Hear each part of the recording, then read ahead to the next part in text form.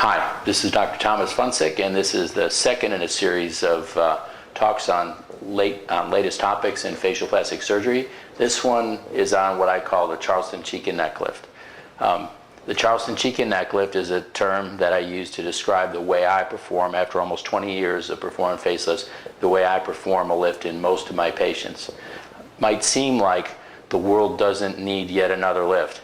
You know, I searched on the internet, just a brief search, and I found, in about 10 minutes, I found the S lift, the quick lift, the mini lift, the lifestyle lift, the soft lift, the short scar lift, the liquid lift, the AccuLift, the Biltmore lift, the full facelift. Even though it seems like there's a plethora of other lifts around, what I'm going to try to do in this talk today is to give you an idea of what most of those lifts involve and what the Charleston cheek and neck lifts involves.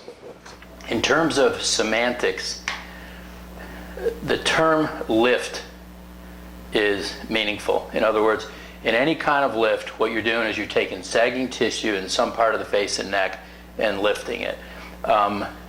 In spite of the terms liquid facelift, there are times when the only thing that's going to help sagging tissue is surgery, some sort of a lift. Now, once you get past the term lift, those other modifiers really they're not clear, they're not accurate, they don't mean anything. Mostly they're just invented to try to make it sound more palatable. You know, in the colloquial sense, when you say facelift or full facelift to a layperson, a lot of times that conjures up the image of somebody from Hollywood who had everything done: forehead lift, upper and lower eyelids, facelift, massive lip augmentation. You know, somebody who used to look good in Hollywood that looks fake now.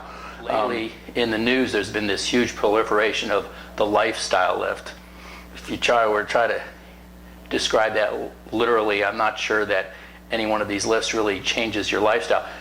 The emphasis there, that the lifestyle lift is nothing new, it's just a way of marketing it. The biggest reason why eligible patients who otherwise really qualify for a good lift don't have it is because they're concerned about downtime. And there's this implication that there's something special to the lifestyle lift that somehow makes for a shorter recovery or a quicker surgery. A short trip to the blogosphere will kind of dispel that myth. So let me try to take the veil of mystery off of the various facelifts that are out there. A modern era facelift, what it involves is typically a reduction of some of the fat in the neck and then a tightening along the cheek and jawline. In the old days, in Phyllis Diller's day, that was achieved by pulling on the skin. But we figured out that skin is a covering structure, it's not a supportive structure. And just like with breast implants, pregnancy, tissue expansion, the skin can just stretch. And that's why the idea of Phyllis Diller or Liz Taylor having a facelift every year came about.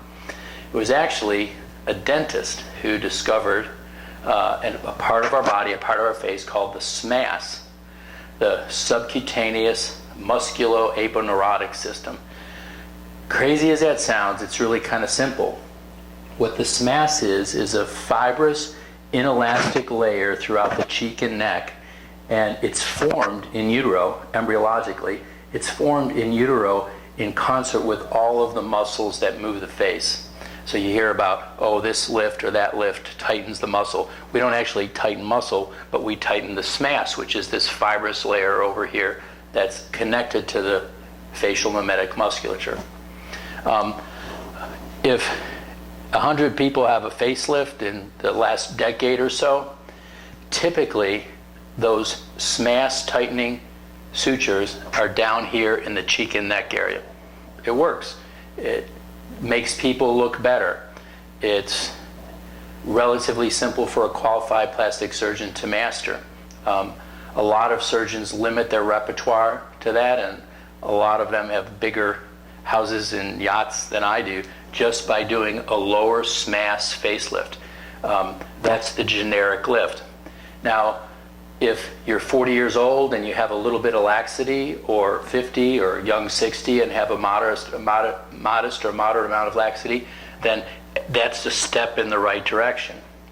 There's a limit One limit is if you take a person who has maybe a couple lifts over a lifetime, what can happen is if you only tighten the lower part of the smash along the jawline, you can create this kind of stigmata of a facelift, like a Joker smile, where there's this unnatural crease and some unusual tethering.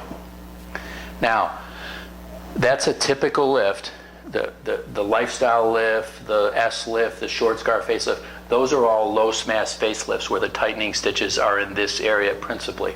Now, on the West Coast, for $30,000 and a 3-month recovery and 6 hours of general anesthesia, the lift is not just performed in this lower part here, but there are also some tightening sutures in the smash up in this area here. It's a beautiful procedure, a beautiful result, and what it involves is tightening not only the jawline here, but elevating the cheek and neck area.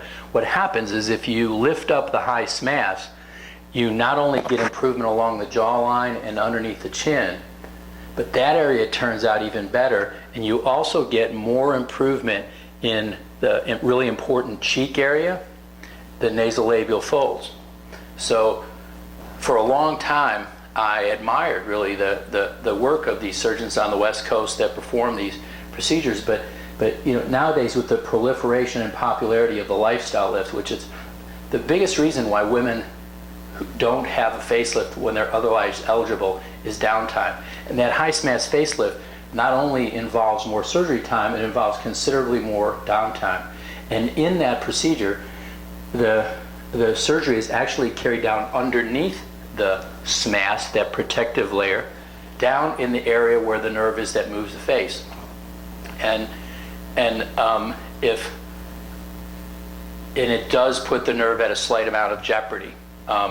It's an elective procedure, and having one patient with a little facial weakness for a month or two after the procedure doesn't sound that bad unless it's your patient or unless you're that patient. And so for a long time, I struggled with the concept of trying to give my patients a better result, not only more dramatic improvement, but crazy, more natural look by incorporating some components of the high smash lift. So what I came up with is what I call the Charleston cheek and neck lift. It's Charleston because I'm from Charleston. Cheek and neck lift, to me, that's a lot more descriptive to my patients than the S lift or the quick lift or the mini lift.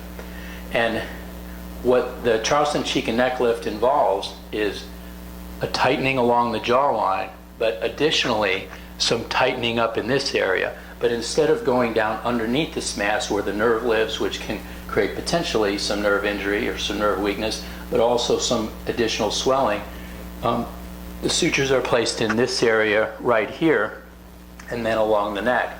And what I'm finding is my results are a lot more dramatic, but yet a lot more natural looking. Now, it's not a quick procedure.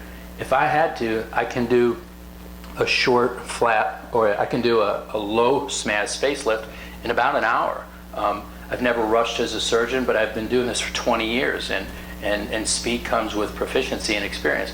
But when I do a high smash lift, or my version of the high smash lift, which is the Charleston cheek and neck lift, it takes me an extra 45 minutes. It's a little under a 2-hour procedure.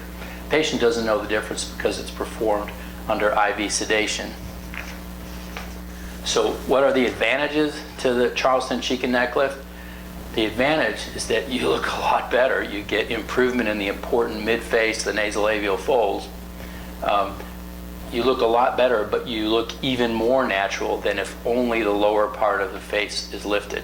It's subtle, but if you're artistic or if you're discriminating, a decorator or an artist or something like that, you can see the difference, and you'll see in some of the pictures of the patients I've shown what a big difference it makes to elevate that area there. Let's address the issue of recovery time. We're all impatient. We all put popcorn in the microwave, and then we're frustrated that it's not already in time for the commercial. And from the time we're children, humans are inherently impatient. And so everybody wants to know in today's busy society, how long is it going to take me to recover? The lifestyle lift commercials imply that it's a 1-week recovery. And I can show you pictures of patients that 1 week after any kind of lift, Charleston cheek and neck or otherwise, look fantastic. And if they have hair coming down like this, they've been out socially. That's not the norm, even with the lifestyle lift. Typically, when people work a 9-to-5 job, I request that they allow 2 weeks for recovery. Now, if I say that to 10 people, 3 of them are sneaking out the second week, but 1 of them is still looking kind of goofy, you know, a little bit swollen, a little bit asymmetrical, maybe occasionally some persistent bruising. Just like recovery from delivering a child varies, recovery from surgery varies. It's not something that patients like to hear because they want guarantees and they want assurances, but it's the truth. Now, oftentimes the cheek neck lift can be augmented with blepharoplasty or eyelid surgery. Many times there's some volume loss or shrinkage that occurs in addition to the sagging, and that can be treated with Sculptra injections or fat grafting. With any lift, what happens is when you elevate the tissues, you find that you have redundant skin both in front of the ear and behind the ear. There's a million different ways to try to conceal those incisions. Good surgeons get a lot of A's on scars, A pluses, but sometimes we all get something less than an A. But those incisions can be cleverly hidden along the hairline, the natural creases of the ear, the crease behind the ear, and then depending upon how much laxity is present in the neck, it can either be hidden in a short scar extending into the hairline here, allowing the patient to wear their hair up early.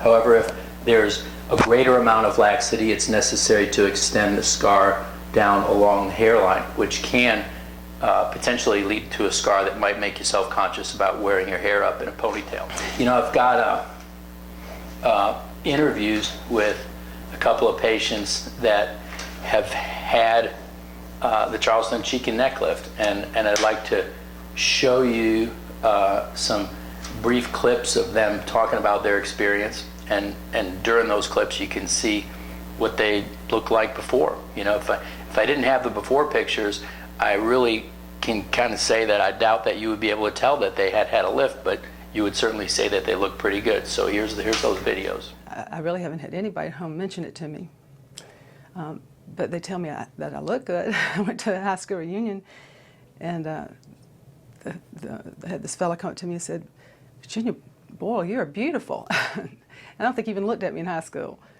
My name is Eleanor Trammell, and I'm 62 years old. Will be 63 in December. How it would be, but it was just a delightful experience with Dr. Funcik. I'd do it again in a minute. I would say that my facelift experience was worth what I paid. It was worth any little discomfort I had. I went from not being happy with my looks at all to being totally proud of the way I look. I'd like now to show a series of before and after, men, women, various ages. Now, these patients all had lifts. Some of them had eyelid surgery as well. But the point I'm trying to illustrate by showing you these pictures is that in the after pictures, nobody would know that they had any surgery. They just look younger, and I think that they look really completely natural. So I hope you enjoy them.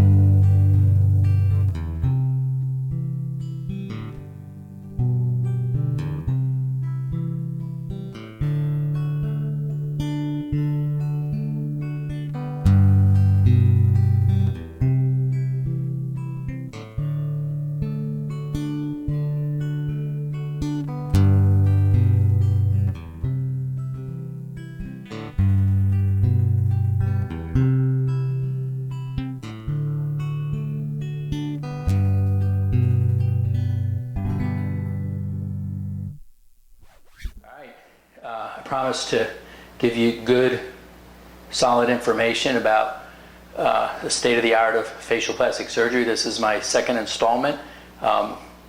Looking forward to doing this again soon. Thank you very much. I'm Dr. Thomas Funcik, Coastal Facial Plastic Surgery, greatface.com. Give us a call or pay us a visit. Thank you. The staff's wonderful from the time you walk in, from the time you leave. I have a sister who's 3 years older than me, and people would think I was the older one. Yeah, not anymore. Not anymore. For me, this was the most emotional thing I've ever done. It was the best thing that I've done. Thank you so much, Dr. Tom. You know, I looked in the background, and he was one of the best. My face was swelled up like a pumpkin, but it was well worth it.